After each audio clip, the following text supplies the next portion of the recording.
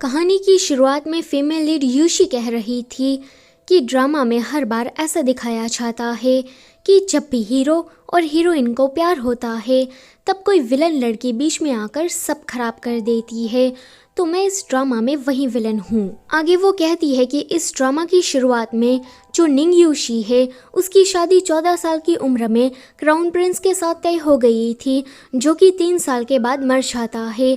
Crown Prince के मरने के बाद चौथा राजकुमार शाओशू यहाँ का नया क्राउन प्रिंस बनता है। निंग यूशी के फादर जनरल निंग ने शाओशू की राजा बनने में मदद की ताकि बाद में वो अपनी बेटी निंग यूशी की शादी शाओशू से करा सके, पर राजा बनने के बाद ये शाओशू तो अपनी जबान से मुकर गया। वो निंग यूशी को बीच में लटकाकर लिन यूदाई से शादी कर लेता है। अब ये चीज निंग यूशी से देखी नहीं गई कि इसने मुझे रिजेक्ट कैसे कर दिया।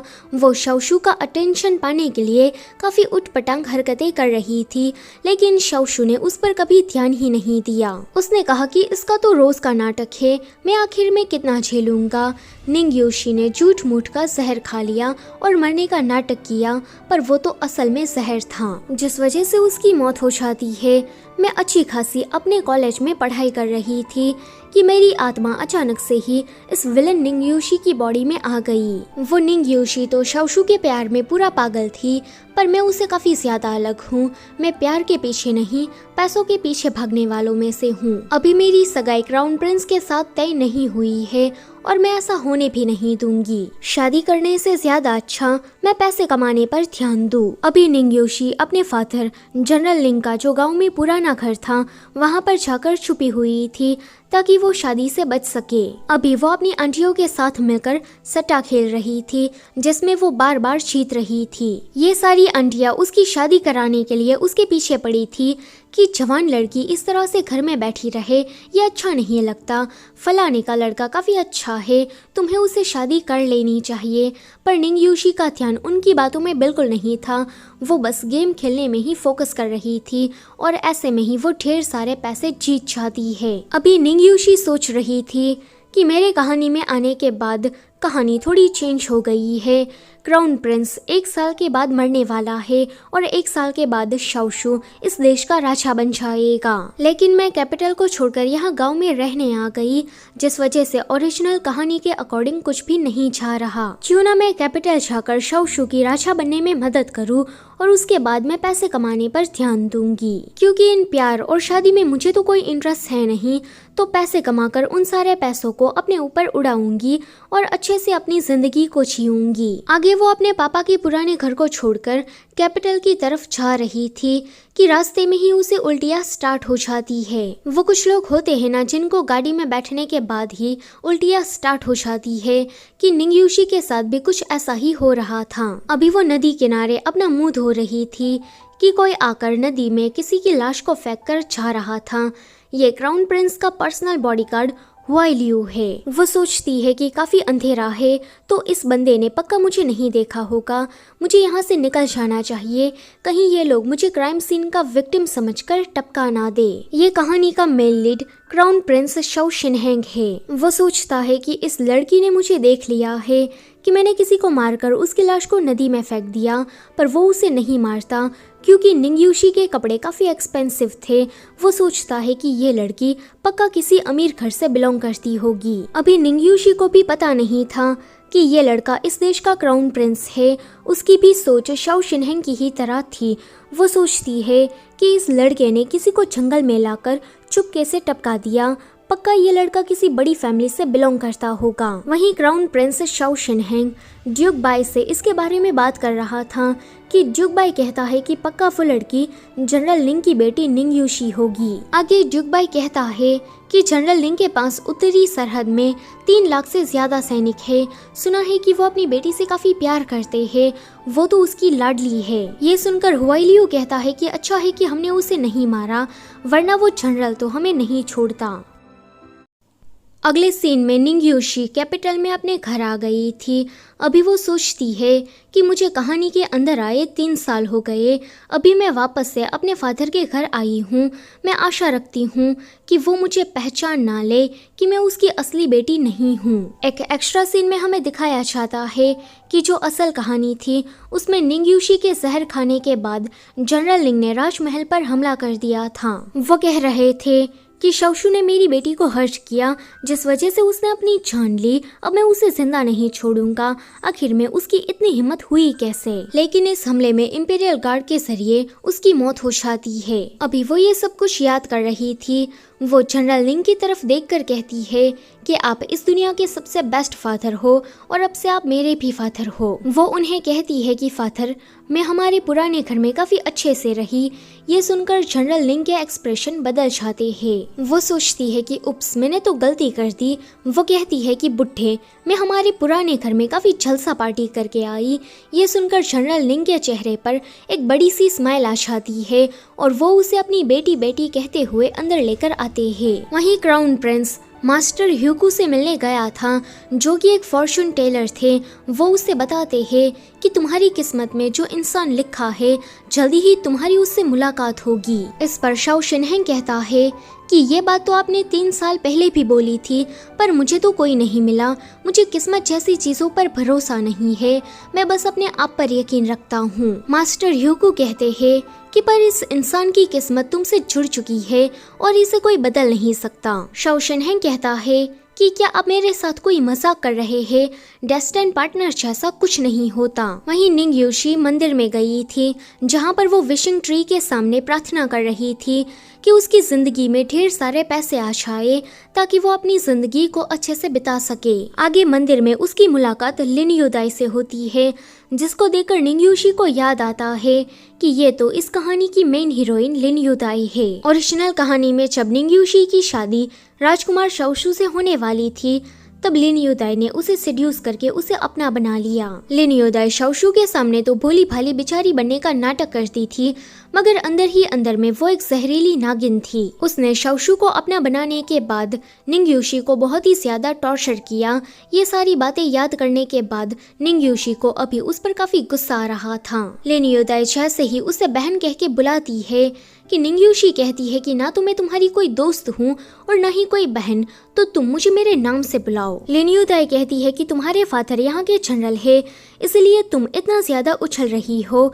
देखो, तुम मुझसे इस तरह से बदतमीजी से बात नहीं कर सकती। भले ही तुम्हारा स्टेटस मुझसे ऊपर हो, मगर फिर भी मेरी बेइज्जती करने का तुम्हारा कोई हक नहीं बनता। निंग्यूशी सोचती है कि ये इतना चिल्ला चिल्ला कर बात क्यों कर रही है। क्या ये सबको ये दिखाना चाहती है कि मैं इसे बुली कर रही हूँ? तो चलो इसकी इस विश को पूरा किया जाए। वो अपनी नौकरानी को इशारा करती है कि नौकरानी उसकी कुटाई लगाना शुरू कर देती है। शाओ शिनहेंग मास्टर ह्यूगो से मिलने के बाद मंदिर के बाहर जा रहा था। वो भी ये नजारा देखता है। वाइलियू कहता है कि इस निंग्यूशी की नौकरानी तो काफी ज्यादा जबरदस्त है, ये मुझे काफी पसंद आई। मार खाने के बाद लिन युदाई निंग्यूशी से माफी मांगती है कि आगे से वो उसके सामने चिल्लाकर बात नहीं करेगी। उसके जाने के बाद निंग्यूशी का ध्यान इन दोनों पर पड़ता है। वो कहती है कि ये तो वही लड़का है जिसने उस रात किसी को टपकाने के बाद उसकी लाश को नदी में फेंक दिया था। क्या ये लड़का मेरा पीछा करते करते यहाँ तक भी आ गया? फिलहाल वो क्राउन प्रिंस के बारे में ज्यादा सोचती नहीं और मास्टर ह्यूगो से मिलने चली जाती है, जहाँ पर वो उससे पूछ रही थी कि क्या हम हमारी किस्मत को बदल सकते हैं। जिस पर मास्टर ह्यूगो उसे कहते हैं कि किस्मत में जो लिखा है उसे तो कोई नहीं बदल सकता, ना मैं ना तुम, ये सब तो ऊपर वाला डिसाइड करता है। अभी मैं तुम्हें एक छोटी सी सलाह देना चाहता हूँ, तुम बस अपने दिल की सुनना, बाकी जो होगा वो सब कुछ अच्छा ही होगा। घर वापस आने के बाद वो पैसों के ही बारे में सोच रही थी कि मेरे दिल में तो सिर्फ पैसा ही है, तो क्या फ्यूचर में मुझे ढेर सारे पैसे मिलने वाले हैं? कि तभी ही नौकरानी आकर उसे बताती है कि कैपिटल में सभी लोग यही बातें कर रहे हैं कि आप तो घर से कभी बाहर निकलती ही नहीं। जनरल लिंग ने आपको घर में बिठा कर रखा है, शादी की उम्र हो गई पर वो आपके लिए कोई अच्छा लड़का नहीं ढूंढ रहे। निंग्यूशी कहती है कि मेरे फादर के बारे में ये लोग इस तरह की बातें कैसे कर सकते हैं, अब तो मुझे बाहर जाकर दिखाना ही पड़ेगा। अगले सीन में वो वी गार्डन में घूम रही थी कि उसकी मुलाकात वहाँ पर चौथी राजकुमारी योर से होती है। योर उसका हुलिया देकर उसका मजाक उड़ा रही थी कि ये क्या है, ये तो पुराने जमाने के कपड़े पहनकर आ गई, इसके अंदर तो कोई फैशन सेंस ही नहीं। निंग्यूशी कहती है कि पर मैंने तो सुना था कि रानी माँ ऐसे ही कपड़े पहनती है, रानी माँ का फैशन सेंस काफ़ी ज़्यादा हाई है, तो मुझे ऐसा लगता है कि फैशन सेंस की कमी तुम्हारे अंदर है। राजकुमारी यूअर को ये सुनकर उस पर गुस्सा आ रहा था। वहाँ पर मुमू नाम की एक लड़की खड़ी थी जो कि निंग्यूशी के कपड़ों की तारीफ कर रही थी और वो कपड़ों के बारे में बहुत सारी और भी बातें बताती है। उसकी पर्सनालिटी बहुत ही ज़्यादा क्यूट थी। मुमू की बातें सुनकर वहाँ खड़े सभी लोग निंग्यूशी के कपड़ों की तारीफ कर रहे थे, जिसको सुनने के बाद राजकुमारी यूअर का तो पोपट हो जाता है। उसी गार्डन में लिन युदाई भी आई थी जो कि म्यूजिक बजाकर सभी का ध्यान अपनी तरफ खींचती है। उसे देखकर वो सोचती है कि ये लोगों का अटेंशन पाने में काफी माहिर है, शायद इसीलिए ये इस कहानी की मेन फीमेल लीड है। लिन युदाई उसे देखकर कहती है कि निंग्यूशी, मैंने सुना है कि तुम भी म्यूजिक बजाने में काफी अच्छी हो, तो क्या तुम मेरे साथ कम्पीट करोगी? लेकिन मन ही मन में वो ये सोच रही थी कि ये निंग्यूशी तो गांव में रही, इसे म्यूजिक बजाना आता ही नहीं होगा, अभी ये मेरे सामने हार जाएगी और फिर सभी लोग मेरी तारीफ करेंगे। एक तरीके से लिन युदाई निंग्यूशी की सबके सामने बेइज्जती कराना चाहती थी। निंग्यूशी भी उसकी इस चाल को समझ रही थी। अगले सीन में जैसे ही इन दोनों के बीच में कंपटीशन स्टार्ट होता है कि निंग्यूशी को तो अच्छा खासा म्यूजिक बजाना आता था। लिन युदाई उसके म्यूजिक को मैच नहीं कर पाती और एक गलती कर देती है। सभी लोग अभी निंग्यूशी की तारीफ कर रहे थे कि हमें तो लगा था कि ये गांव की गवार है, इसे कुछ नहीं आता होगा, मगर ये तो काफी ज्यादा टैलेंटेड निकली। जब उसकी तारीफ हो ही रही थी कि वहाँ पर शाओशू आ जाता है। वो देखती है कि अच्छा, तो ये इस कहानी का मेन हीरो तीसरा राजकुमार शाओशू है। मेरे पापा ने अपनी आर्मी को देकर इसे सपोर्ट किया, राजा बनाया, मगर बाद में इसने मुझे धोखा दे दिया और ये इस लिन युदाई के साथ सेट हो गया। शाओशू कहता है कि निंग्यूशी, वैसे तो तुम घर के बाहर कभी निकलती नहीं, पर जब भी निकलती हो तो दूसरों का नुकसान पहुंचा देती हो। देखो, तुमने लिन युदाई को हर्ट कर दिया। अगर आज तुम्हारी वजह से इसके हाथों को कुछ हो जाता तो क्या तुम इस चीज की रिस्पॉन्सिबिलिटी लेती? निंग्यूशी को यह सुनकर उस पर काफी गुस्सा आता है। वो उसे जानबूझकर चिढ़ाने के लिए कहती है कि भाई तुम हो कौन जो कि इतना चपड़ चपड़ कर रहे हो। मुमू कहती है कि ये तीसरे राजकुमार शाओशू है। वो कहती है कि अच्छा, तो ये तीसरा राजकुमार है, देखकर लगता नहीं। माफ करना तीसरे राजकुमार, मैंने आपको कोई ऐरा गैरा समझकर आपकी बेइज्जती कर दी। कि शाओशू कहता है कि निंग्यूशी, तुम मुझे ना जानने का नाटक करके मेरा अटेंशन पाना चाहती हो, तो कांग्रेट्स, तुम्हें मेरा अटेंशन मिल गया, मगर मैं तुम्हें बता दूं कि मैं तुम्हें पसंद नहीं करता और तुम अगर मुझे पसंद करती हो तो मुझे पसंद करना छोड़ दो, क्योंकि मैं तुमसे पटने वाला नहीं हूँ, मेरा तुम्हें कोई इंटरेस्ट नहीं। निंग्यूशी उसे ऊपर से नीचे तक देखती है एंड फिर कहती है कि तुम में ऐसा कुछ खास तो है नहीं कि मैं तुम्हें पसंद करूंगी, माना कि तुम यहाँ के राजकुमार हो, पर इतने ज्यादा कुछ खास भी नहीं। निंग्यूशी ने तो यहाँ पर सभी के सामने इन दोनों की ही बोलती बंद करा दी थी। अगले सीन में इन दोनों के बीच में रोमांस चल रहा था, जिसको निंग्यूशी और उसकी नौकरानी दूर से ही देख रहे थे। वो कहती है कि मुझे पता नहीं था कि इन दोनों के बीच में यहाँ तक बात आगे बढ़ गई है। दूसरी तरफ इसी वी गार्डन में शाओ शिनहेंग किसी रूम में जंजीरों से बंधा हुआ था। उसका बॉडीगार्ड हुआइलियो और ड्यूक बाई दोनों ही उसे शांत कराने की काफी कोशिश कर रहे थे, मगर वो बिल्कुल जंगली जानवर की तरह बिहेव कर रहा था, मानो जैसे वो खून का प्यासा हो और उसके अंदर किसी को मारने का जुनून सवार हो। अभी काफी तेज बारिश चल रही थी। निंग्यूशी घूमते फिरते इसी रूम तक आ जाती है। वो शाओ शिनहेंग को देखकर सोचती है कि ये लड़का फिर से, मैं बार बार इसके सामने इस तरह से क्यों आ जाती हूँ। वो ज्यादा कुछ सोच पाती कि शाओ शिनहेंग उसे अपनी तरफ खींचकर सीधा उसे बाइट कर लेता है। निंग्यूशी बेहोश हो गई थी। वो सोचता है कि इसका ब्लड सक करने के बाद मैं वापस से नॉर्मल हो गया। अभी वो उसे काफी प्यार से देख रहा था। वो कहता है कि अच्छा है कि ये लड़की अभी भी जिंदा है। यहाँ पर अभी वो बिल्कुल एक छोटे बच्ची की तरह बिहेव कर रहा था। निंग्यूशी का प्रेजेंस उसे काफी सुकून दिला रहा था। अगली सुबह हुआइलियो और ड्यूक बाई जब वहाँ पर आते हैं कि ये नज़ारा देखकर दोनों ही काफी शॉक्ड होते हैं कि उनके क्राउन प्रिंस एक लड़की की इस तरह से परवाह भी कर सकते हैं। हुआइलियो कहता है कि क्राउन प्रिंस का इतना झंटल साइड आज मैं पहली बार देख रहा हूँ। वो कहता है कि जब ये उठे तो हुआइलियू तुम इसे इसके घर छोड़ देना। कि वो कहता है कि ओके मास्टर। आगे निंगयूशी को जब होश आता है कि उसे पता लग गया था कि जो लड़का बार बार उसके सामने आ रहा है वो तो इस देश का क्राउन प्रिंस है, और हुआइलियू जिसने उसने नदी में लाश को फेंका था वो उसका पर्सनल बॉडीगार्ड है। घर वापस आने के बाद वो अपनी नौकरानी को सारी बातें बता रही थी कि क्राउन प्रिंस किस तरह से जंगली जानवर की तरह एक्ट कर रहा था। नौकरानी कहती है कि सरा देखो तो आपके गले पर कितना बड़ा निशान पड़ गया, अब तो आप बाहर भी नहीं जा सकती वरना लोग आपको गलत समझेंगे। वो कहती है कि तुमने ठीक कहा, पर ये तो अच्छा ही हुआ, मुझे वैसे भी बाहर नहीं जाना था। फिर से वो क्राउन प्रिंस के बारे में सोचने लगती है कि क्या उसे कोई बीमारी होगी या फिर उसको किसी ने जहर दे दिया जिस वजह से वो उस तरह का एक्ट कर रहा था। तभी ही उसे क्राउन प्रिंस की तरफ से इनविटेशन मिलता है।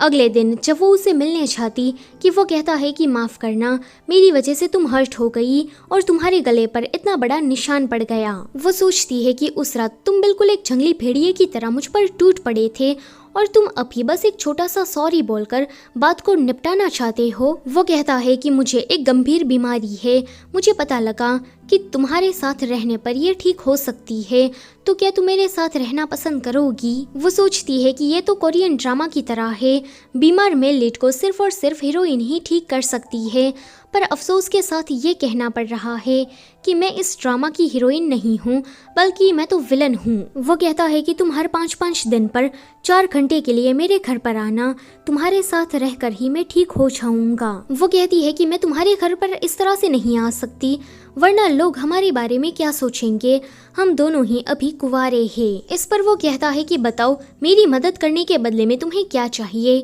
कि वो कहती है कि मैं चाहती हूँ कि तुम जिंदगी भर के लिए मेरी फैमिली को प्रोटेक्ट करो। क्राउन प्रिंस पहले तो नहीं मानता कि मैं जिंदगी भर के लिए किसी की पूरी फैमिली को प्रोटेक्ट कैसे कर सकता हूँ, पर बाद में वो मान जाता है। आगे इसी तरह से इन दोनों की 5-5 दिन में मुलाकात होती रही और यहाँ पर क्राउन प्रिंस को पता लगता है कि निंगयूशी को वो शाओशू बिल्कुल भी पसंद नहीं और उसी से ही वो अपनी फैमिली को बचाना चाहती है। वो कहता है कि इसने मुझ पर भरोसा किया है तो मैं इसका भरोसा कभी तोड़ूंगा नहीं। आगे कहानी हमें थोड़ी फास्ट फॉरवर्ड दिखाई जाती है जहाँ पर हर 5-5 दिन पर इस तरह से मिलने पर ये दोनों एक दूसरे को पसंद करने लगे थे। क्राउन प्रिंस शाओ शिनहेंग वैसे तो कभी किसी की परवाह करता नहीं, पर अब वो निंगयूशी की बहुत ही ज्यादा परवाह करने लगा था। ये कॉन्सर्ट सून है राजा की पत्नी, अभी चौथी राजकुमारी यूर उसे मिलने आई थी। वो कह रही थी कि आपने निंगयूशी को यहाँ मिलने के लिए क्यों बुलाया, आप जानती है ना कि मैं उस निंगयूशी को बिल्कुल भी पसंद नहीं करती। इस पर कॉन्सर्ट सून कहती है कि इसीलिए तो मैंने उसे यहाँ पर बुलाया है ताकि हम लोग मिलकर उसकी बेइज्जती कर सके। जब निंगयूशी वहाँ पर आती है कि वो कॉन्सर्ट सून को देखकर याद करती है कि जब ओरिजिनल कहानी में उसने जहर खा लिया था तब कॉन्सर्ट सून वहाँ पर आई थी। निंगयूशी उसके सामने काफ़ी भीख मांग रही थी कि प्लीज़ आंटी मुझे बचा लीजिए, पर कॉन्सर्ट सून ने उसे मरने के लिए छोड़ दिया था। अभी वो सोचती है कि क्या जहर की अदला बदली इसने की होगी, क्योंकि जो ओरिजिनल निंगयूशी थी वो मरना तो नहीं चाहती थी, उसने नकली जहर का यूज़ किया था। वो उससे कहती है कि मैंने तुम्हें यहाँ पर चाय पीने के लिए बुलाया है। कि निंगयूशी सोचती है कि अभी मैं राजमहल में हूँ, कॉन्सर्ट सून इतनी ज़्यादा बेवकूफ़ तो नहीं कि वो चाय में जहर मिलाकर मुझे मार दे, वरना सभी का सीधा शक तो उसी पर ही जाएगा। इतना सोचकर वो जैसे ही चाय पीती है कि वो उसे काफ़ी कड़वी लगती है। वो कहती है कि कॉन्सर्ट सून इतनी ज़्यादा बेवकूफ़ नहीं, लेकिन चौथी राजकुमारी यूर है, चाय में पक्का इसी ने ही कुछ मिलाया होगा। जब वो उन दोनों से मिलने के बाद राजमहल से वापस आ रही थी कि उसकी मुलाकात क्राउन प्रिंस से होती है। वो देखता है कि ये अभी अपने होश में नहीं, इसलिए वो उसे उठाकर डॉक्टर के पास लेकर जा रहा था कि ये नशे में ही उसे किस कर देती है। क्राउन प्रिंस अभी काफी ब्लश कर रहा था कि हुआइलियू कहता है कि ये सब क्या था। कि वो कहती है कि मुझसे मत पूछो, मैं खुद नहीं जानती, मैं भी ये सब पहली बार देख रही हूँ। डॉक्टर आकर कहते हैं कि इसे जो जहर दिया गया है इसका कोई इलाज नहीं, क्योंकि ये लव पॉइजन है, थोड़ी देर के बाद ये अपने आप ही ठीक हो जाएगी, पर तब तक के लिए तुम्हें इसे संभालना होगा। डॉक्टर के जाने के बाद वो उसे कह रही थी कि क्राउन प्रिंस शाओ शिनहेंग तुम काफ़ी ज़्यादा हैंडसम हो। उसकी ये बेवकूफ़ों जैसी हरकतें क्राउन प्रिंस को काफ़ी क्यूट लग रही थी कि वो उसे दोबारा किस करती है। ये देखकर क्राउन प्रिंस जैसे ही उसे किस करने चाहता कि निंग योशी बेहोश हो जाती है। बेचारा जैसे तैसे करके खुद को कंट्रोल कर रहा था। अगली सुबह जब वो उठती है कि कल रात के बारे में सोचकर उसे काफ़ी एम्बेरसमेंट फील हो रहा था, वो कहती है कि ये सब कुछ करने से ज्यादा अच्छा मैं एक विलन की मौत मरना पसंद करूंगी। वहीं राजा के दरबार में क्राउन प्रिंस ने कॉन्सर्ट सुन की फैमिली में जो भ्रष्टाचारी लोग थे, उसका भाई और उसका चाचा, उसने राजा के सामने उन दोनों को ही एक्सपोज कर दिया, जिस वजह से अब सुन फैमिली काफी कमजोर पड़ गई थी। जनरल निंग घर वापस आने के बाद ये सारी बातें निंग योशी को बता रहे थे। वो कहते हैं कि क्राउन प्रिंस ने तुम्हारा बदला उस कॉन्सर्ट सुन से लेने के लिए ही ये सब कुछ किया है। तुम्हें जाकर उसे थैंक यू कहना चाहिए। निंग योशी जब उसे थैंक यू कहने आती है कि वो कहता है कि अगर तुम इतनी ही ज्यादा शुक्रगुजार हो तो तुम मेरे घर पर मेरे साथ रहने के लिए आ जाओ, कि वो फटक से मना कर देती है कि ये ठीक नहीं रहेगा। वो कहता है कि मैं हमेशा के लिए थोड़ी ना कह रहा हूँ, दिन में जितने भी टाइम तुम मेरे घर पर रहो तो तुम इस कमरे में रुक सकती हो। इतना ज्यादा अच्छा रूम देखकर वो मना नहीं कर पाती। अभी वो अपने इस रूम को देखकर काफी खुश हो ही रही थी कि क्राउन प्रिंस शाओ शिनहेंग उसे देखकर खुद भी खुश हो जाता है। उससे मिलने के बाद निंग योशी जब अपने घर वापस जा रही थी कि रास्ते के बीचों बीच में ही झगड़ा चल रहा था, जहां पर ये औरत इस विदेशी को देखकर उससे पैसे मांग रही थी और उसे लूटना चाहती थी। निंग योशी से ये चीज देखी नहीं चाहती और वो उस लड़के शाओचे की मदद करती है। वेल, ये लड़का शाओचे दूसरे देश का राजकुमार है। निंग योशी को अभी उसके बारे में कुछ पता नहीं था, लेकिन जो शाओचे था उसे तो निंग योशी पहले ही मुलाकात में काफी पसंद आ जाती है। अगले दिन निंग योशी जनरल निंग के साथ राजा के जश्न में गई थी, क्योंकि आज वहाँ पर दूसरे देश के लोग आने वाले थे। वहाँ पर शाओशु उसे एक ही टस घूरे जा रहा था कि वो उसे अपनी आंखें दिखाती है। फिर वो देखती है कि शाओशु के बाजू में तो 5वां राजकुमार शाओहान बैठा है। वो कहती है कि ओरिजिनल कहानी में तो ये बंदा एक नंबर का चालाक लोमड़ी था, चोरी चुपके शाओशु के खिलाफ षड्यंत्र रचता था, मगर शाओशु को उसके बारे में कुछ पता नहीं था। लेकिन अभी कहानी बदल गई है और ये लड़का अभी शाओशु के साथ है। जब शाओ शिनहेंग वहाँ पर आता है कि ये दोनों एक दूसरे की तरफ देखकर काफी स्माइल कर रहे थे कि जनरल निंग कहते हैं कि मेरी बेटी, मैं सब कुछ समझ रहा हूँ। आगे वहाँ पर जिलान आई थी, दूसरे देश की राजकुमारी। ये लोग यहाँ पर शांति का समझौता करने आए थे ताकि दोनों देशों के बीच में युद्ध ना हो और दोनों देशों के लोग शांति से रहे। अभी जिलान की मैरिज के बारे में बात चल रही थी कि वो कहती है कि क्राउन प्रिंस के साथ मुझे शादी नहीं करनी है।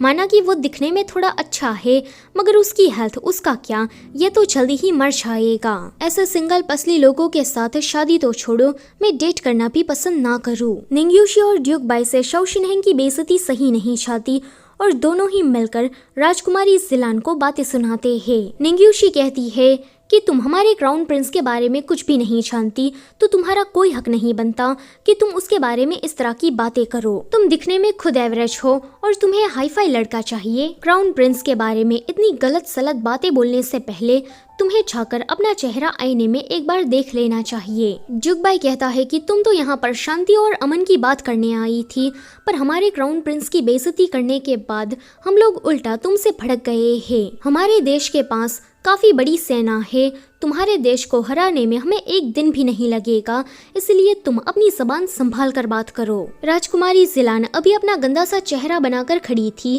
कि जनरल निंग कहते हैं कि वाह मेरी बेटी, तुमने तो कमाल कर दिया, तुमने इसकी बोलती बंद कर दी। राजा कहते हैं कि राजकुमारी, तुम्हारी इस बदतमीजी से मैं काफी नाखुश हूँ। हम दोनों देशों के बीच में शांति का समझौता तो होगा, पर कोई शादी नहीं होगी। ये सुनकर राजकुमारी जिलान काफी अकड़ के साथ वहाँ से चली जाती है। उसके जाने के बाद जिलान का भाई वहाँ पर आया था, जो कि शाओचे का बड़ा भाई था। शाओचे वही लड़का जिसकी मुलाकात निंग योशी से रास्ते में हुई थी। शाओचे का बड़ा भाई कहता है कि मेरी बहन तो बचपन से ही मुफ्त है, प्लीज आप उसकी नादानी को माफ कर दीजिए। लेकिन मेरे फादर ने शादी का कहा है ताकि दोनों देशों के बीच में शांति बनी रहे। अगर मेरी बहन जिलान क्राउन प्रिंस के साथ शादी नहीं करना चाहती तो मैं निंग योशी से शादी करना चाहता हूँ। ये सुनकर शाओ शिनहेंग को उस पर काफी गुस्सा आता है। क्योंकि वो जेलस हो रहा था। जनरल निंग, वो तो सीधा उस पर टूट ही पड़ते हैं कि तेरी हिम्मत कैसे हुई मेरी बेटी का हाथ मांगने की। तू अपने आप को समझता क्या है? क्या तू मेरे हाथों मरना चाहता है? इधर तुझे अभी बताता हूँ। राजा चिल्लाकर सभी लोगों को शांत कराते हैं एंड फिर इस राजकुमार से कहते हैं कि हम निंग योशी की शादी तुमसे नहीं करा सकते, क्योंकि निंग योशी निंग आर्मी की इकलौती वारिस है।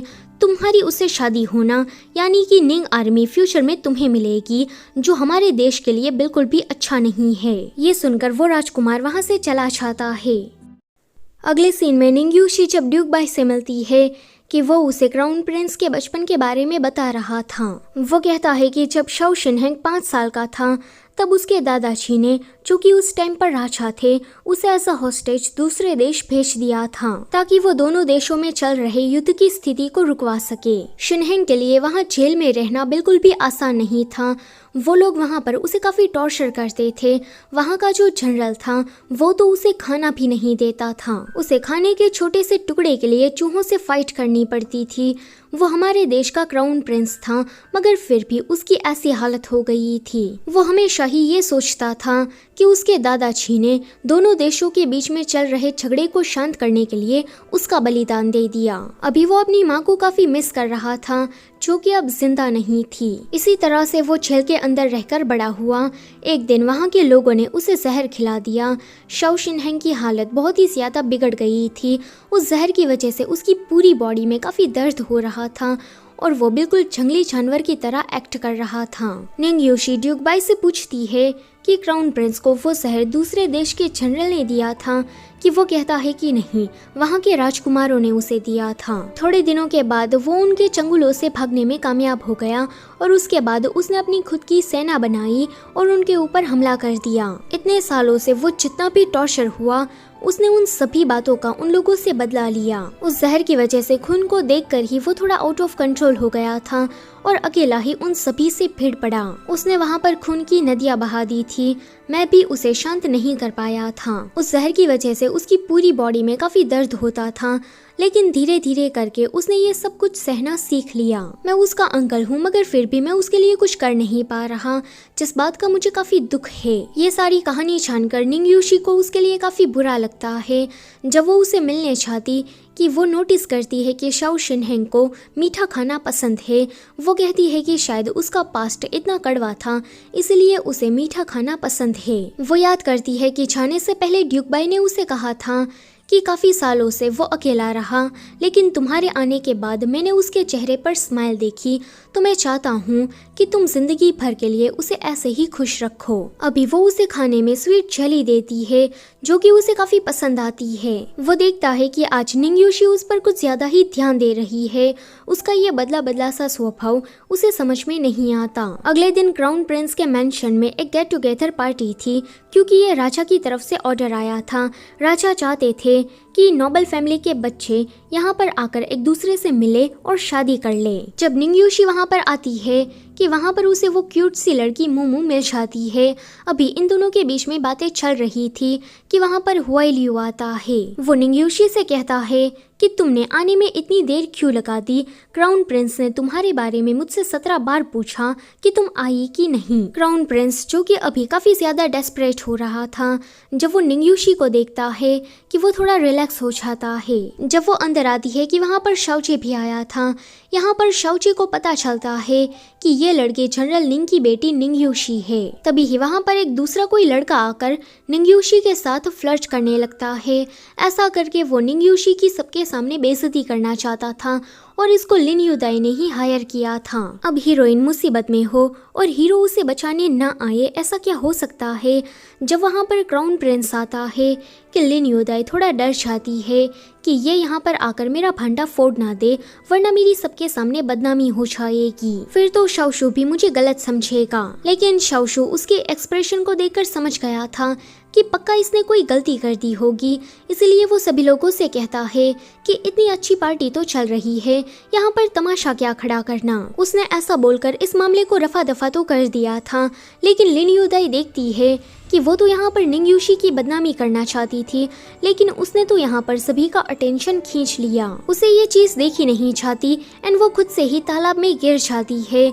शाओशू जोर से चिल्ला रहा था कि इसको किसने धक्का दिया। सभी लोग काफी हैरान हो रहे थे और कोई भी सामने नहीं आ रहा था क्योंकि लिन युदाई तो खुद से ही पानी में गिरी थी। शाओशू अभी सभी लोगों पर काफी ज्यादा चिल्ला रहा था और लिन युदाई अब सभी लोगों के सामने सेंटर ऑफ द अटेंशन बन गई थी। जैसे ही पार्टी खत्म होती है कि निंग यूशी क्राउन प्रिंस की मदद के लिए शुक्रिया कह रही थी कि वहाँ पर शाओचे आ जाता है। वो निंग यूशी को देखकर कहता है कि मैं प्राइवेट में तुमसे कुछ बात करना चाहता हूँ। निंग यूशी कुछ बोल पाती कि क्राउन प्रिंस कहता है कि तुम्हें जो भी बात करनी है यहाँ मेरे सामने करो। शाओचे कहता है कि उस दिन तुमने मेरी मदद की थी तो मैं तुम्हें ठीक से थैंक यू भी नहीं बोल पाया।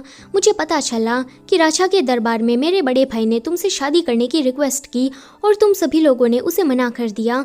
तुम लोगों ने काफी अच्छा किया। मेरे बड़े भाई उसका तो मुझे कुछ पता नहीं, लेकिन मैं तुमसे सचमुच में शादी करना चाहता हूँ क्योंकि तुम मुझे पहली ही नजर में काफी पसंद आ गई। ये सुनकर तो क्राउन प्रिंस काफी जेलस हो रहा था, लेकिन वो उसे मना कर देती है कि मैं तुमसे शादी नहीं करना चाहती। शाओचे कहता है कि अगर हम दोनों लवर्स बनकर नहीं रह सकते तो क्या हम दोस्त बनकर रह सकते हैं, कि इस पर वो हाँ कह देती है।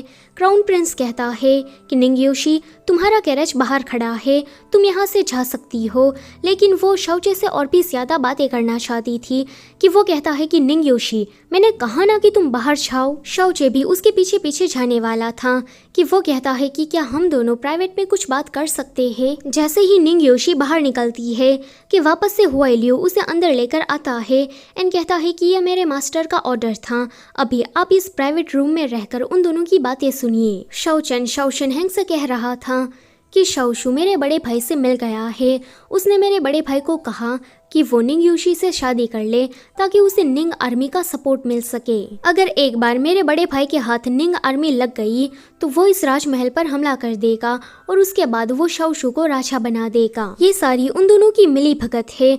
जैसे ही शाओशू इस देश का राजा बनेगा कि मेरा बड़ा भाई हमारे देश का राजा बन जाएगा निंग आर्मी के सपोर्ट से, और मैं जानता हूँ कि जैसे ही मेरा बड़ा भाई वहाँ का राजा बनेगा कि वो मुझे मार डालेगा, क्योंकि बचपन से ही उसने मुझे एक भाई की तरह नहीं बल्कि एज अ कंपटीशन देखा। और मुझे ये भी पता लगा है कि शाओशू के काफ़ी सारे जासूस निंग आर्मी में छुपे हुए हैं, तो तुम्हें जनरल निंग को एक बार आगाह कर देना चाहिए। ये सारी बातें सुनकर निंग यूशी को शाओशू पर काफी गुस्सा आ रहा था कि ये लड़का तो अभी तक नहीं सुधरा। शाओचे कहता है कि ये सारी बातें मैं तुम्हें इसीलिए बता रहा हूँ क्योंकि मैं अपने बड़े भाई को उसके मंसूबों में कामयाब नहीं होने देना चाहता। मैं चाहता हूँ कि तुम शाओशू के जासूसों को खत्म करके शाओशू को रोको, मेरा बड़ा भाई अपने आप ही शांत हो जाएगा। शाओशू मुझे कोई वाइस पर्सन नहीं लगता, तुम इस देश के राजा बनना और इस देश में काफी सारे नियमों को लागू करना, जैसे कि दोनों देशों के लोगों के बीच में घूमने फिरने की आज़ादी होनी चाहिए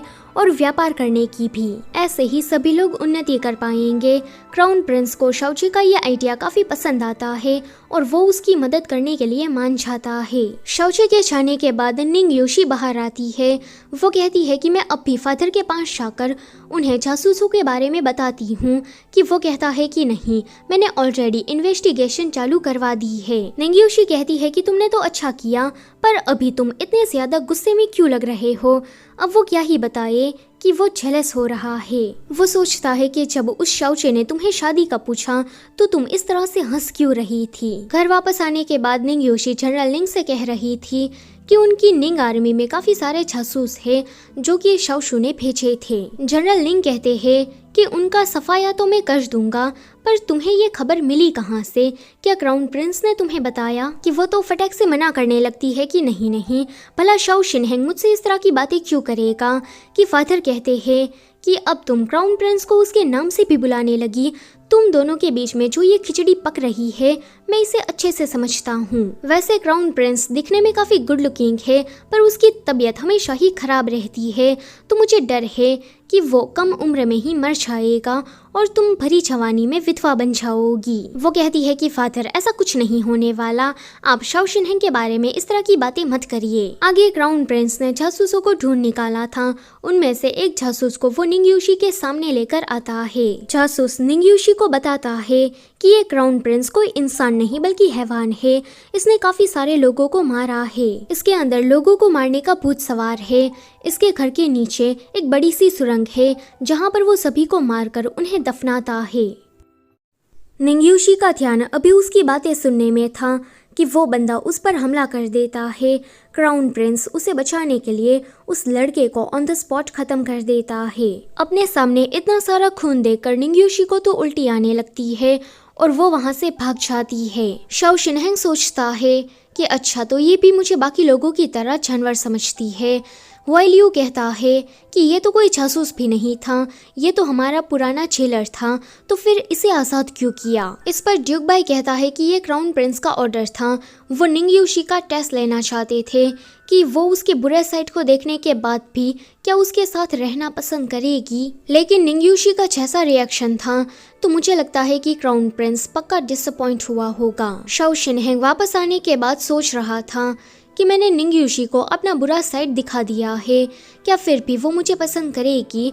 अभी तो उसके पास ऑप्शन में वो शाओचे भी है। वो मुझे इतना ज्यादा बुरा लड़का तो नहीं लगता, क्या वो मुझे छोड़कर उस शाओचे के पास चली जाएगी। वहीं निंग्यूशी ये सोच रही थी कि मैंने अपनी पूरी जिंदगी में आज पहली बार इतना सारा खून देखा, तो उसे देखकर मुझे उल्टियाँ आ रही थी, जिस वजह से मुझे वहाँ से जल्दी से भागना पड़ा, क्योंकि मैं शाओ शिनहेंग के सामने तो उल्टी जैसा मुंह नहीं बना सकती, वरना उसके सामने तो मेरी इंसल्ट हो जाती। अगले दिन शाओचे निंग्यूशी के पास आया था, जहाँ पर वो उसे कह रहा था कि वो उसे पूरा शहर घुमाए। आगे जब वो दोनों बाजार में घूम रहे थे कि वो कहता है कि जब मैंने तुम्हें पहली बार देखा था तभी मुझे तुमसे प्यार हो गया था, लेकिन मुझे तुम्हारे बारे में कुछ पता नहीं कि तुम मुझे लेकर क्या फील करती हो। निंग्यूशी उसे कहती है कि जब मैंने तुम्हें पहली बार देखा था तब तुम उस औरत के साथ झगड़ा कर रहे थे, ये चीज मुझे काफी फनी लगी। शाओचे समझ जाता है कि ये उसकी बात का जवाब नहीं देना चाहती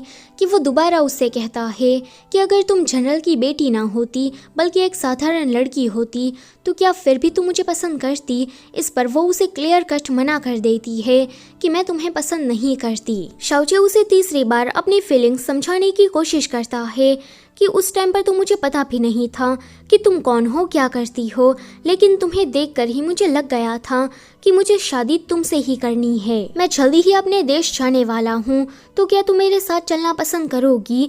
मैं वादा करता हूँ कि मैं तुम्हें जिंदगी भर खुश रखूंगा। वो कहती है कि तुम एक अच्छे इंसान हो तो तुम्हें कोई ना कोई अच्छी लड़की मिल ही जाएगी।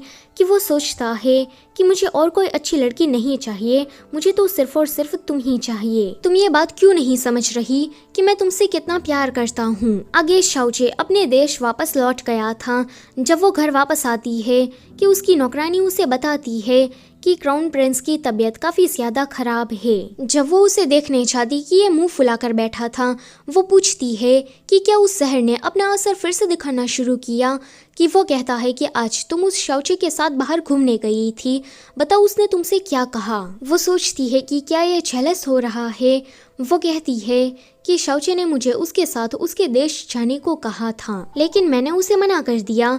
कि वो कहता है कि तुम उस शाओचे के साथ नहीं जा सकती, मैं तुम्हें जाने की परमिशन नहीं देता। क्या हम दोनों एक दूसरे के साथ इस तरह से नहीं रह सकते।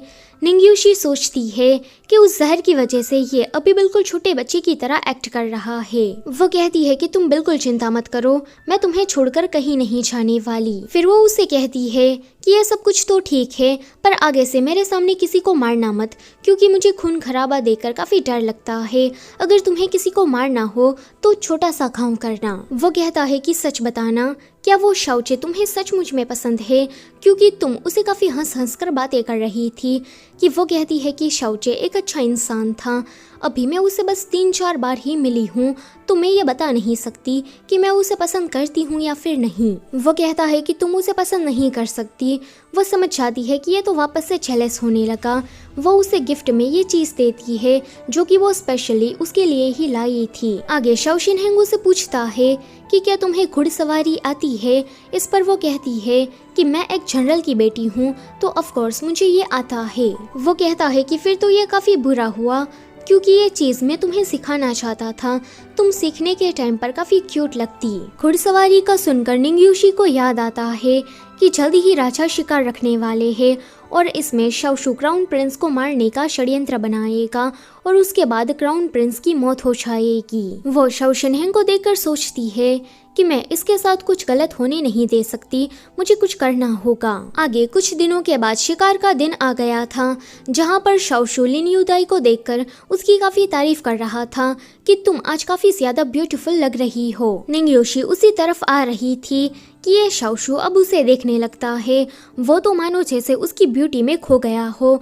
उसकी नजर निंग योशी पर से हट नहीं रही थी कि यूदाई उसका ध्यान अपनी तरफ खींचती है। चौथी राजकुमारी यूर भी वहीं पर ही थी। वो कहती है कि भाई ये तो वही लड़की है ना जिसने वी गार्डन में आपकी काफी बेइज्जती की थी। अब ये सुनकर शाओशू को उस पर गुस्सा आने लगता है और बिना सोचे समझे वो उस पर तीर चला देता है उसे मारने के लिए, जिसका निशाना चूक गया था। निंग योशी उसके पास आकर जोर से उसे चाबुक मारती है कि मुझे मारने की तुम्हारी हिम्मत कैसे हुई।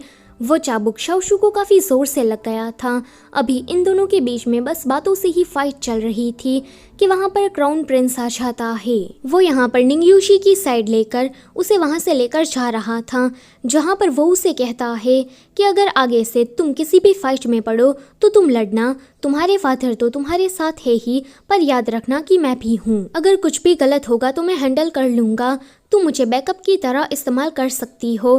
क्राउन प्रिंस की ये बात तो निंग योशी के दिल को छू जाती है। दूसरी तरफ जनरल निंग राजा के साथ मिलकर बोर्ड गेम खेल रहे थे कि कोई आकर उन्हें बताता है कि निंग योशी और शाओशू के बीच में झगड़ा हो गया। पहले शाओशू ने योशी को तीर मारा पर उसका निशाना चूक गया। उसके बाद योशी ने उसे चाबुक मारा। अभी शाओशू को डॉक्टर देखने आए हैं। सुना है कि उसे काफी ज्यादा चोट लगी है। जनरल निंग सोचते हैं कि वाह मेरी बेटी कमाल कर दिया, तुम्हें तो उसे और भी ज्यादा मारना चाहिए था।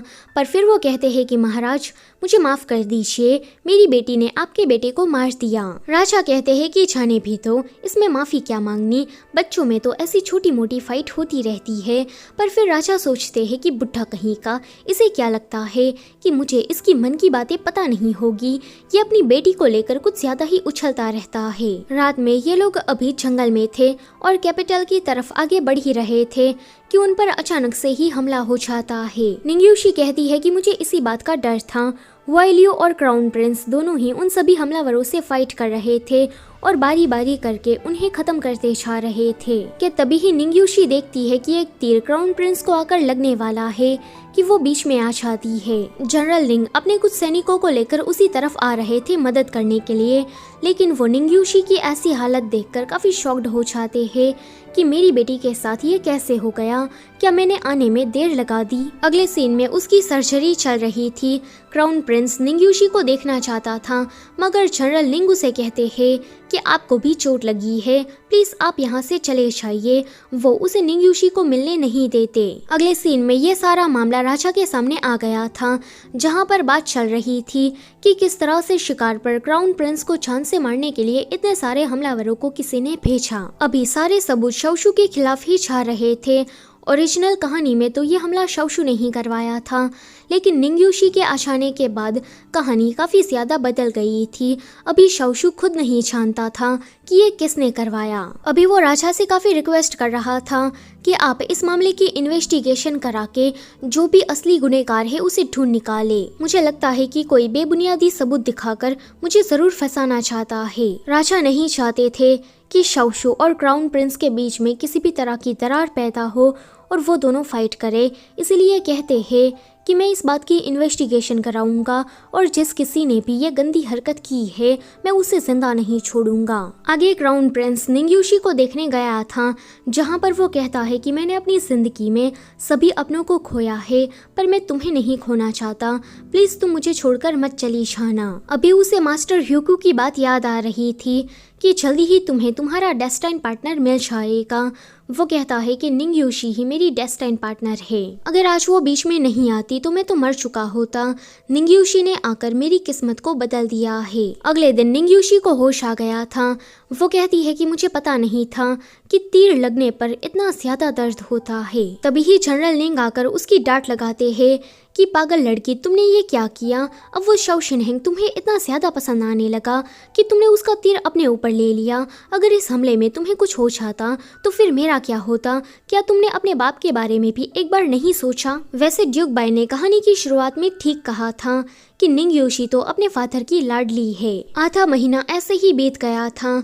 निंग योशी जब उठती है कि वो देखती है कि शौ शिनहेंग उसे मिलने आया है, वो पूछती है कि तुम यहाँ पर कैसे आए। कि वो कहता है कि तुम्हारे फादर तो मुझे तुमसे मिलने नहीं दे रहे, इसीलिए मुझे दीवार कूद कर आना पड़ा। वो अपना हुलिया ठीक करते हुए धीमे से कहती है कि मैं पहली बार प्यार में पड़ी हूँ, तो मुझे नहीं पता कि ऐसे मौके पर क्या करना चाहिए।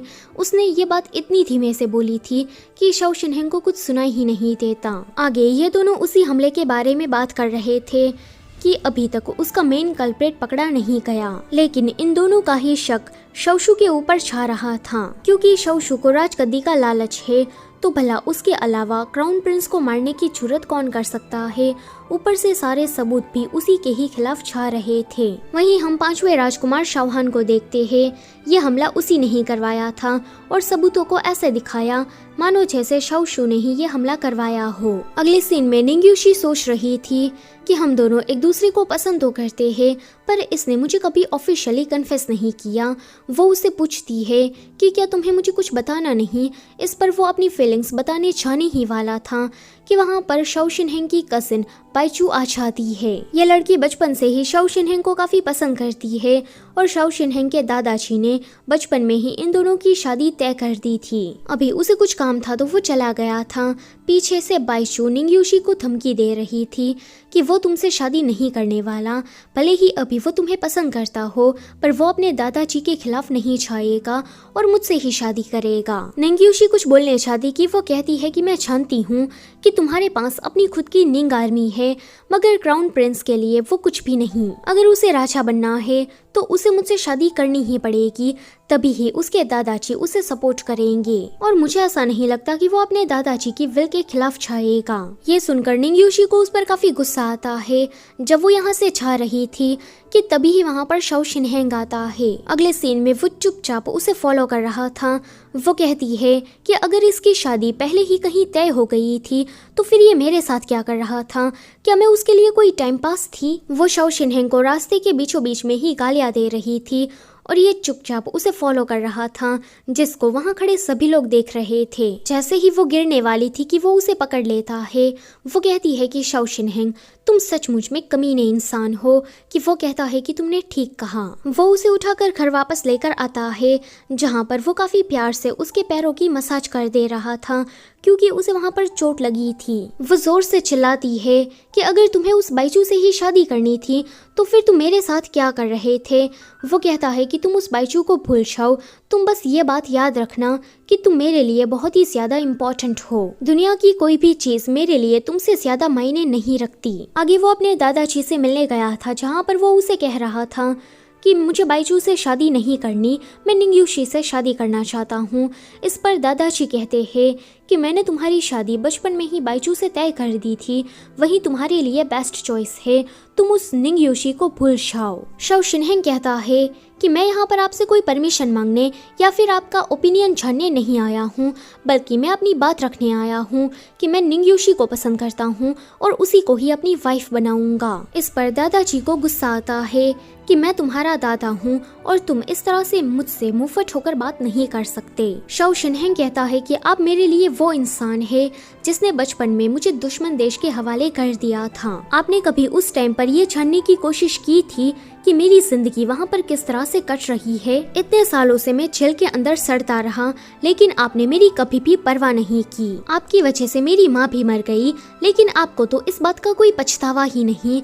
दादाजी कहते हैं कि तुम्हारी माँ बहुत ही ज्यादा कमजोर थी, राजमहल का पॉलिटिक्स उसे समझ में नहीं आया और वो मर गई। और जहाँ तक तुम्हें दुश्मन देश भेजने की बात है, तो मुझे अपनी प्रजा को बचाने के लिए ये करना पड़ा, तुम समझने की कोशिश करो। शौ शिनहेंग कहता है कि अगर मेरी माँ कमजोर थी तो एक फादर होने के नाते आपको उसे बचाना चाहिए था। अगर उसे राजमहल का पॉलिटिक्स समझ में नहीं आता था, वो दूसरों के हाथों आसानी से बुली हो जाती थी, तो आपको उसकी मदद करनी चाहिए थी, उसे सिखाना चाहिए था, लेकिन आपने ऐसा कुछ नहीं किया। उल्टा अभी उसके मरने के बाद उसके कमजोर होने पर आप तो उसे ब्लेम कर रहे हैं। वो गुस्से में ही वहाँ से वापस आ जाता है कि देखता है कि निंग्यूशी की फ्रेंड मूमू उसे मिलने आई है, जहाँ पर वो उसे पूछ रही थी कि क्या तुम क्राउन प्रिंस को पसंद करती हो, क्योंकि नगर में तो अभी यही अफवाह चल रही है। अभी वो उनकी बातें काफी ध्यान से सुन रहा था, क्योंकि उसे भी निंग्यूशी का जवाब सुनना था। वो बताती है कि शाओ शिनहेंग अभी क्राउन प्रिंस है,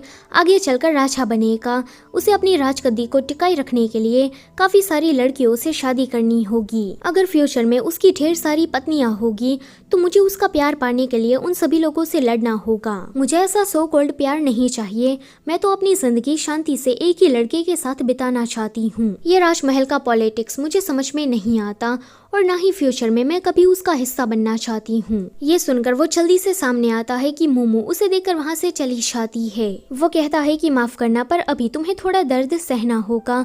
निंग्यूशी को जहाँ पर तीर लगा था वहाँ पर एक बड़ा सा निशान पड़ गया था कि वो वहाँ पर इरिस फ्लावर का टैटू बना देता है, जो कि ये इरिस फ्लावर उसको ही रिप्रेजेंट करता है। ऐसा करके शाओ शिनहेंग ने निंग्यूशी पर अपना थप्पा लगा दिया था कि अब तुम सिर्फ मेरी हो, तुम मुझे छोड़कर कहीं नहीं जा सकती। मूमू, जो कि अभी तक नहीं गई थी, वो कहती है कि ये सीन तो काफी ज्यादा रोमांटिक है, मैं अपनी अगली बुक में इसे जरूर लिखूंगी। वो कहता है कि तुम उस बाइशू के बारे में भूल जाओ, अब से वो हमारे बीच में कभी नहीं आएगी। तुम याद रखना कि तुम मेरे लिए बहुत ही ज्यादा इम्पोर्टेंट हो, इसलिए ज्यादा ओवर थिंक मत करना। अगर तुम्हें किसी भी बात का टेंशन होगा, तुम दुखी होगी, तो ये चीज मुझे पसंद नहीं आएगी। ये सुनकर निंग्यूशी थोड़ा खुश हो जाती है। आगे वो उसे पूछ रही थी कि तुमने मुझे पसंद करना कब शुरू किया, कि उसे याद आता है कि वो किस तरह से उसके लिए राजकुमारी सिलान से लड़ पड़ी थी। उसके चेहरे पर एक स्माइल आ जाती है। अभी वो बस उसे ही देखे जा रहा था कि वो कहती है कि तुम मुझे देखना बंद करो और इन सितारों को देखो, ये बहुत ही ज्यादा ब्यूटीफुल है। अगले सीन में मास्टर ह्यूगो ने शाओ शिनहेंग के उस जहर का तोड़ ढूंढ लिया था। जुगबाई बताता है कि वो पिछले 7 सालों से इस जहर का तोड़ ढूंढ रहे थे और फाइनली उसे शाओ शिनहेंग को पूरी तरीके से ठीक करने का रास्ता मिल गया। जब मास्टर ह्यूगो उसका इलाज करने के बाद वहां से चले जाते हैं कि निंग्यूशी उसे मिलने गई थी, वो उसे पूछती है कि क्या अब तुम ठीक हो, क्या तुम्हें अभी भी दर्द हो रहा है। ये सुनकर उसे अपनी माँ की याद आ जाती है, क्योंकि इतने सालों के बाद उसकी माँ के अलावा और किसी ने उसका हालचाल पूछा ही नहीं था। वो उसे केक देते हुए कहती है कि तुम ये मीठा खा लो, मीठा खाने से तुम्हें दर्द नहीं होगा। यहाँ पर निंग्यूशी उसका बिल्कुल माँ की तरह ध्यान रख रही थी। शाओ शिनहेंग, जो कि उसे पसंद तो करता ही था, पर इस दिन के बाद से उसके अंदर निंग्यूशी के लिए इज्जत भी बढ़ जाती है, यानी कि वो अब से प्यार के साथ साथ उसकी रिस्पेक्ट भी करने लगा था। दूसरी तरफ हम शाओहान और कॉन्सर्ट सून को देखते हैं, जिनके बीच में अफेयर चल रहा था। यहाँ पर मैं एक और बार बता देती हूँ कि जो ये कॉन्सर्ट सून है वो राजा की पत्नी है और शाओहान राजा का बेटा है। इन दोनों के बीच में सौतेले माँ बेटे का रिश्ता है, लेकिन फिर भी ये दोनों अफेयर में है। जल्दी ही कहानी में हमें इन दोनों के बारे में भी पता लग जाएगा कि ये दोनों एक साथ में कब से आए। अभी ये दोनों मिलकर क्राउन प्रिंस को मारने का प्लान बना रहे थे कि वो हमला तो नाकामयाब रहा, लेकिन अब उनको कोई ऐसा प्लान बनाना पड़ेगा कि वो अपने आप ही मर जाए और किसी को उन पर शक भी ना हो। कॉन्सर्ट सून उसे कहती है कि ठीक है, पर इस बार तुम मेरे बेटे शाओशू को मत फंसा देना। कि शाओहान कहता है कि वो तो बस गलती से हो गया था, लेकिन ऐसा बिल्कुल नहीं था। शाओहान ने जानबूझकर शाओशू को फंसाया था। वहीं शाओ शिनहेंग निंग्यूशी को शादी के लिए पूछता है कि वो कहती है कि मैं हरम का हिस्सा नहीं बनना चाहती और ना ही मुझे राजमहल के पॉलिटिक्स में कोई दिलचस्पी है। इस पर वो कहता है कि मैं तुम्हारी बात को अच्छे से समझ गया, मैं तुम्हारे अलावा और किसी भी लड़की से शादी नहीं करना चाहता। मैं बाकी राजाओं की तरह नहीं हूँ, मैं उनकी तरह एक से ज्यादा पत्नियां नहीं रखूंगा, मेरे लिए सिर्फ तुम ही काफी हो। यहाँ पर हमें इनका एक किसिंग सीन भी दिखाया जाता है। आगे सरहद पर एक इमरजेंसी सिचुएशन आ गई थी, जिस वजह से जनरल निंग को सरहद पर जाना पड़ रहा था। जाने से पहले वो निंग्यूशी से कहते हैं कि अगर तुम किसी भी मुसीबत में पड़ो तो क्राउन प्रिंस के पास जाना, अगर वो चीज़ों को हैंडल ना कर पाए तो मैं तो हूँ ही। जनरल लिंग के जाने के बाद वो शॉपिंग करने चली गई थी, जहाँ पर वो किसी स्टोर में कपड़े देख ही रही थी कि उसकी मुलाकात वहाँ पर लिन युदाई से हो जाती है। अभी वो निंग्यूशी को अपनी बातों में उलझाए रखती है और बेहोश कर देती है। अगले सीन में 2 किडनैपर्स उसे पकड़कर जंगल में लेकर आए थे, जहाँ पर वो दोनों उसके साथ कुछ गलत कर पाते कि वहाँ पर शाओ शिनहेंग उसे बचाने आ जाता है। निंग्यूशी अभी बहुत ही ज्यादा डरी हुई थी। जैसे ही वो खुद को संभालती है कि वो शाओ शिनहेंग से कहती है कि क्या मैं तुम्हारी तलवार ले सकती हूँ, वो कहता है कि हाँ क्यों नहीं। निंग्यूशी को उस किडनैपर पर काफी गुस्सा आ रहा था कि किस तरह से उसने उसके साथ बदतमीजी करने की कोशिश की। वो तलवार हाथ में तो पकड़ लेती है पर वो उसे मार नहीं पा रही थी कि शाओ शिनहेंग उसका हाथ पकड़कर खुद ये काम कर देता है। घर वापस आने के बाद वो काफी ज्यादा रो रही थी। शाओ शिनहेंग से ये चीज बिल्कुल भी देखी नहीं जाती। वो उसे शांत करने की कोशिश कर रहा था कि अब तुम्हें कोई भी टच नहीं कर पाएगा क्योंकि मैं तुम्हारे साथ हूँ। वो उसे लिन युदाई के बारे में बता रही थी कि किस तरह से उसने ट्रिक खेलकर उसके साथ ये सब कुछ करवाया। शाओ शिनहेंग फिलहाल तो कुछ कहता नहीं।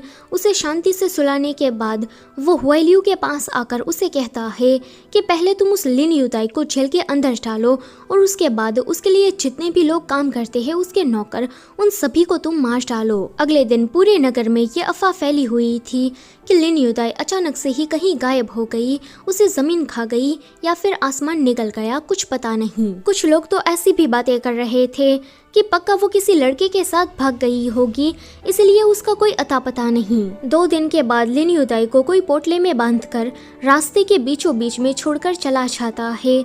उसके कपड़े फटे हुए थे और उसकी हालत भी बहुत ही ज्यादा खराब थी, जिसको देखकर वहाँ खड़े सभी लोग बातें कर रहे थे कि पक्का ये किसी के साथ गंदी हरकतें करके आई है, इसलिए इसकी ऐसी हालत है। तो वहीं पर कुछ लोग ये बातें कर रहे थे कि ये लड़के के साथ भागी थी तो उस लड़के ने एक रात गुजारने के बाद इसे छोड़ दिया होगा, इसीलिए इसकी ऐसी हालत है। जरा देखो तो इसके कपड़े किस तरह से फटे हुए हैं। शाओ शिनहेंग निंग्यूशी को यहाँ पर लेकर आया था ताकि वो ये नजारा अपनी आंखों से देख सके। अभी तो लिन युदाई को उसका जो कर्मा था वो काफी बुरी तरीके से उसे हिट कर रहा था। जब लिन युदाई घर पर आती है कि शाओशु उसे मिलने आया था, वो कहता है कि तुम इतने दिनों से कहाँ पर थी और सभी लोग तुम्हारे बारे में इस तरह की बातें क्यों कर रहे हैं। क्या वो सारी अफवाहें सच है कि ये रोने धोने का नाटक करके वापस से शाओशु का भरोसा जीत लेती है। शाओशु जो कि उसे अंधा प्यार करता था, उसको उसकी बातों पर यकीन भी हो जाता है। जैसे ही वो उसे पीने के लिए वाइन देती है कि वो बेहोश हो गया था, वो कहती है कि माफ करना शाओशु, पर मुझे ये करना होगा वरना तुम मुझे छोड़कर चले जाओगे और तुम कभी भी मुझे एक्सेप्ट नहीं करोगे। अगले दिन शाओशु अपनी माँ कॉन्सर्ट सुन से मिलने गया था, जहाँ पर वो उसे कह रहा था कि मुझे लिन युदाई से शादी करनी है क्योंकि हम दोनों के बीच में सब कुछ हो गया है। कॉन्सर्ट सुन उसे कहती है कि मैं तुम्हें इसकी परमिशन हरगिज नहीं दूंगी। तुम जानते हो ना कि अभी सभी लोग उसके बारे में कितनी गंदी गंदी बातें कर रहे हैं। तुम एक राजकुमार हो तो तुम ऐसी चरित्रहीन लड़की के साथ शादी कैसे कर सकते हो। शाओशु उसे दोबारा मनाने की कोशिश करता है कि वो कहती है कि भले ही तुम दोनों के बीच में सब हो गया हो, तुम उसे एक रात की गलती समझकर भूल जाओ। अगर तुम्हें शादी करनी ही है तो किसी और लड़की के साथ करो, लिन युदाई तो बिल्कुल नहीं। आगे हम लिन युदाई को देखते हैं। वो याद करती है कि शाओशु उसे आखिरी बार मिलने आया था और कहा था कि अब से हमारा मिलना ठीक नहीं रहेगा, तुम अपने रास्ते में अपने रास्ते। वो समझ गई थी कि मेरे इतने सब कुछ करने के बावजूद भी उसने मुझे अपनाया नहीं। निंग्यूशी कैपिटल से अपने पुराने घर पर गई थी क्योंकि उसकी दादी माँ बीमार थी। वो दादी माँ से मिलने के बाद जैसे ही बाहर निकलती है कि उसके घर में सभी नौकर बीमार थे। ज्यादा पूछताछ करने पर उसे पता लगता है कि सिर्फ उसके घर में ही नहीं बल्कि इस पूरे गांव में सभी को कोल्ड हो गया है। वो समझ जाती है कि ये महामारी है।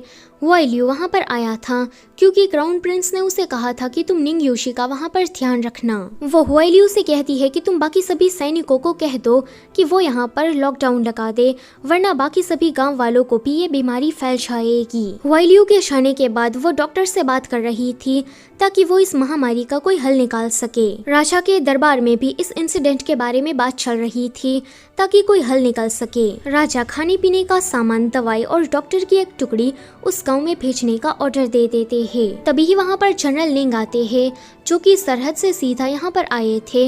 वो कहते हैं कि मेरी बेटी उस गांव में है, वो मेरा होम टाउन भी है, तो मैं वहाँ पर खुद जाकर इस मामले को हैंडल करना चाहता हूँ। लेकिन शाओ शिनहेंग कहता है कि अभी अभी तो आप सरहद से लौटे हैं, आप आराम करिए, आपकी जगह पर मैं चाहता हूँ। राजा को उसका ये सुझाव अच्छा लगता है।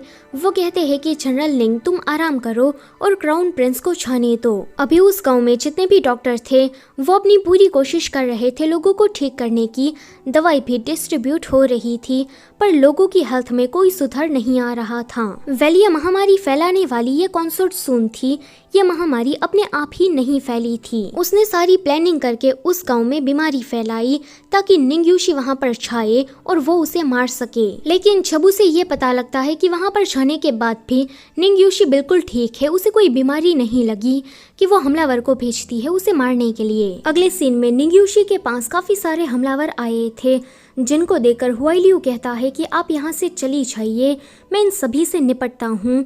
वो जा नहीं रही थी कि वो कहता है कि आप यहाँ से जल्दी से जाइए और पीछे मुड़कर मत देखिएगा। जब वो यहाँ से जा रही थी कि उसके दिमाग में बस यही चल रहा था कि इतने सारे हमलावरों से अकेला हुआइलियू कैसे फाइट करेगा। अगर इस हमले में हुआइलियू को कुछ हो गया तो वो अपने आप को कभी माफ नहीं कर पाएगी। कि वो देखती है कि सामने से शाओ शिनहेंग आ रहा है। वो जल्दी से भागकर उसके पास आकर कहती है कि जल्दी से हुआइलियू को तुम जाकर बचाओ। अगले सीन में इन दोनों ने मिलकर उन सभी हमलावरों को ठिकाने लगा दिया था। वो पूछती है कि हुआइलियू कैसा है, क्या वो ठीक है। वो उसे देखने जाना चाहती थी कि वो उसे रोककर कहता है कि वो बिल्कुल ठीक है, अभी इस जगह से चलते हैं वरना तुम्हें लाशों को देखकर उल्टियां आने लगेगी। अगले सीन में शाओ शिनहेंग कह रहा था कि हो न हो ये काम कॉन्सर्ट सून का ही होगा, क्योंकि 10 साल पहले भी उसने ऐसा ही कुछ किया था। महामारी फैलाकर उसने राजा की काफी सारी कॉन्क्यूबाइंस को मार डाला था। अगर आज तुम इस हमले में मर जाती तो निंग आर्मी का कोई वारिस नहीं रहता और राजा निंग आर्मी को उसके बेटे शाओशू को दे देते। आगे शाओ शिनहेंग के यहाँ पर आने के बाद धीरे धीरे करके महामारी ठीक हो गई थी। निंग यूशी की दादी माँ की तबीयत भी अब बिल्कुल ठीक थी। कॉन्सर्ट सून को जब पता लगता है कि उस गाँव में अभी हालात काफी ठीक है और निंग यूशी भी जिंदा है, कि उसे गुस्सा आता है कि मेरा प्लान इस तरह से चौपट कैसे हो सकता है। ये सुनकर शाओहन उसे कहता है कि 10 साल पहले जो महामारी राजमहल में फैली थी, क्या उसके पीछे भी तुम्हारा हाथ था? तुम जानती भी हो क्या कि उस महामारी में मेरी माँ भी चल बसी? क्या तुमने ये सब कुछ जानबूझकर किया था? उस टाइम पर राजा की काफी सारी कॉन्क्यूबाइंस मरी थी और मेरी माँ भी उनमें से एक थी। वो कहती है कि हाँ मैंने ऐसा किया था, तो बताओ तुम क्या कर लोगे? तुम्हारी माँ राजमहल की बस एक मामूली सी नौकरानी थी, मगर राजा से प्रेग्नेंट होने पर उसे कॉन्क्यूबाइन का दरज्जा मिल गया। जबकि मैं सुन फैमिली जैसे बड़े खानदान से आती थी, पर राजा मेरी तरफ कभी ध्यान ही नहीं देते थे। तो मुझे तुम्हारी माँ पर गुस्सा आया और मैंने ये सब कुछ कर दिया। और जहाँ तक तुम्हारी बात थी, तो तुम अपनी माँ के बिना काफी सफर कर रहे थे, इसलिए मैं तुम्हें अपने पास लेकर आई ताकि आगे चलकर मैं तुम्हें हथियार की तरह यूज कर सकूं। शाओहन कहता है कि तो तुम मेरे साथ प्यार करने का नाटक इसीलिए कर रही थी ताकि तुम अपने सारे काम मेरे पास से निकलवा सको। तुम अभी क्राउन प्रिंस और निंग यूशी को मारने के पीछे इसीलिए पड़ी हो ताकि तुम्हारा बेटा पावरफुल बन सके और उसे राजगद्दी में छाए। इस पर वो मान लेती है कि हाँ मेरा यही प्लान था। वो कहता है कि मेरी माँ के मरने के बाद जब मैं छोटा था तब राजमहल में सभी लोग मुझे काफ़ी बुली करते थे। मैं एक नौकरानी का बेटा था, तो मुझे वो इज्जत कभी नहीं मिली जो कि एक राजकुमार को मिलनी चाहिए थी। तुम्हारी वजह से मेरी पूरी जिंदगी खराब हो गई। इतना कहकर वो उसे मार डालता है। वो कहता है कि जिस औरत ने मेरी माँ को मारा, जिसकी वजह से मेरी पूरी जिंदगी खराब हुई, मैं उसकी चुपचाप सारी बातें मान रहा था और मैं तो अभी भी उसे पसंद करता हूँ। इतना कहकर वो खुद भी मर जाता है। वहीं राजा की तबीयत काफी खराब हो रही थी। अपनी हेल्थ को देखकर वो समझ जाते हैं कि वो जल्दी ही मरने वाले हैं, इसलिए वो यूनुक से कहते हैं कि तुम मेरी आखिरी विल लिखो, जिसमें वो क्राउन प्रिंस को राजगद्दी देने के बारे में बता रहे थे। जब शाओशू को पता लगता है कि राजा ने अपनी आखिरी विल लिख दी है कि वो क्राउन प्रिंस को मारने के लिए उसी रात हमलावर भेज देता है, क्योंकि अगर वो मर गया तो अगला क्राउन प्रिंस शाओशू ही बनेगा। ड्यूक बाई और हुआइलियू इन सभी हमलावरों को खत्म कर देते हैं। क्राउन प्रिंस कहता है कि शाओशू ने ऐसा करके खुलेआम जंग छेड़ दी है, अब मैं भी पीछे नहीं हटूंगा। अगले दिन ये सभी लोग राज दरबार में थे। शाओ शिनहेंग को तो यहाँ पर कुछ करने की जरूरत भी नहीं पड़ती, क्योंकि जब राजा ये बताते हैं कि वो शाओ शिनहेंग को अपनी राजगद्दी देने वाले हैं कि ये शाओशू जलन के मारे अपने आप ही सब कुछ उगलने लगता है। वो बताता है कि उसने किस तरह के स्कैम किए ताकि वो क्राउन प्रिंस को मार सके और अगला राजा बन सके। राजा को तो यकीन नहीं हो रहा था कि जिस बेटे पर मैं इतना नाज करता था वो ऐसा निकलेगा। शाओशू कहता है कि ये क्राउन प्रिंस तो बीमार है, ये जल्दी ही मर जाएगा, तो आप राजगद्दी मुझे क्यों नहीं दे देते। राजा कहते हैं कि शाओ शिनहेंग पहले बीमार था पर अब वो बिल्कुल ठीक है और जहाँ तक उसे क्राउन प्रिंस बनाने की बात है तो मेरा फैसला बिल्कुल ठीक है। वो आगे चलकर एक वाइस राजा बनेगा और जहाँ तक तुम्हारी बात है तो तुम तो राजकुमार बनने के भी लायक नहीं। सजा के तौर पर वो उसके राजकुमार का टाइटल उसे छीन लेते हैं एंड कहते हैं कि अब से तुम एक आम आदमी हो, तुम्हारा यहाँ कैपिटल में आना बैन है।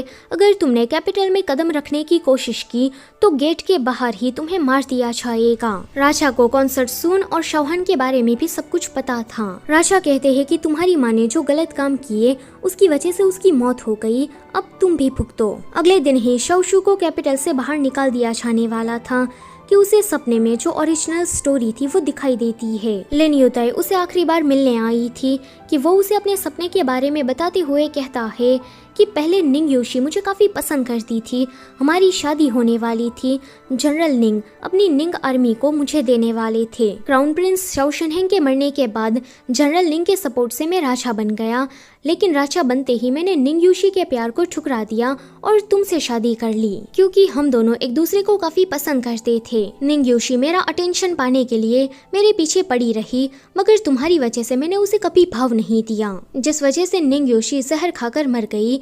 उसके मरने के बाद मैंने जनरल निंग को भी मार दिया। जब मुझे मेरी माँ और शौहान की सच्चाई के बारे में पता लगा तो मैंने शौहान को भी जिंदा नहीं छोड़ा। अब मेरा कोई दुश्मन नहीं था, राजगद्दी सिर्फ और सिर्फ मेरी थी और तुम भी मेरे पास थी। मैं अपनी जिंदगी को काफी अच्छे से जी रहा था, मगर अफसोस ये तो बस मेरा एक सपना था। सच्चाई तो ये है कि अभी क्राउन प्रिंस बाजी मार गया है और अभी मैं कुछ भी नहीं हूँ और ये सारी तुम्हारी गलती है।